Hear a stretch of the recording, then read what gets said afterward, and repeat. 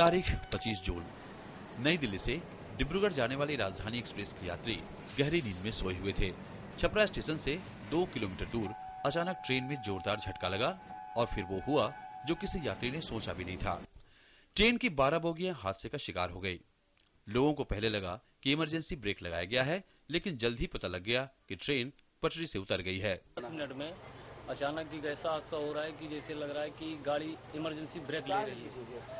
Break लेते ही ऐसे 5-7 डिब्बे बिल्कुल बम ब्लास्ट होते चले गए, पटरी से नीचे आ गए और करीब कुछ आदमी भी बहुत ज्यादा घायल हो गए। और इसके कुछ मिनट हुआ था, हम लोग तो लेटे हुए थे, तो जैसे ही झटका लगा एकदम से गाड़ी खींचने लगी, तो हम लोग खड़े होके देखे, तो उसके बाद फिर पलट गए। जब ये डब्बा पलटा तो फिर पलट गए, तो तब तक एक पैसेंजर हमारे ऊपर गिर गया आके।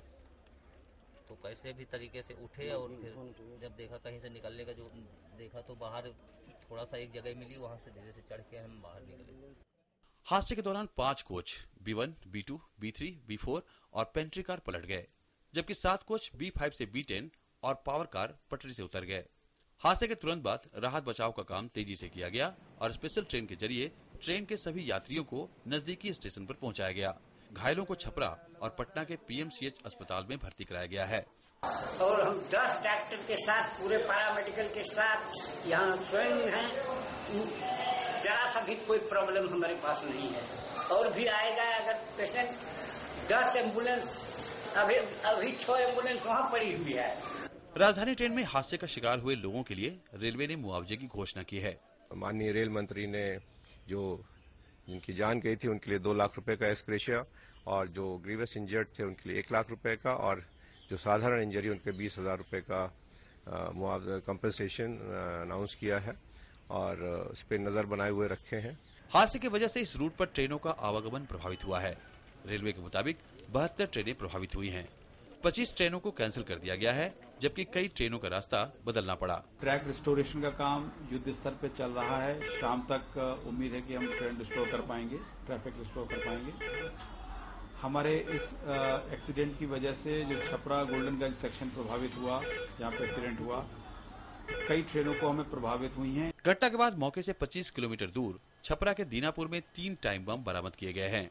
बम निरोधक दस्ते को मौके पर बुलाया गया। पुलिस फिलहाल दोनों घटनाओं में कोई संबंध नहीं देख रही है।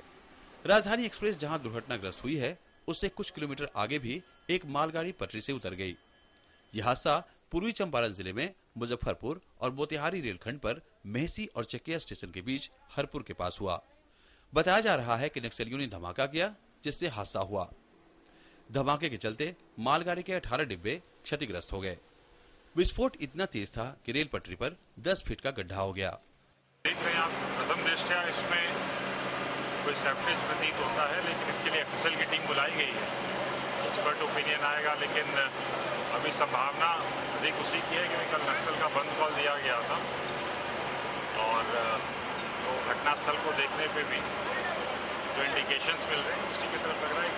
हादसे के फौरन बाद रेल मंत्री सदानंद गौड़ा और रेल राज्य मंत्री मनोज सिन्हा छपरा के लिए रवाना हो गए। हादसे की जगह पहुंचकर मंत्रियों ने घटना का जायजा लिया और घायलों से मुलाकात की।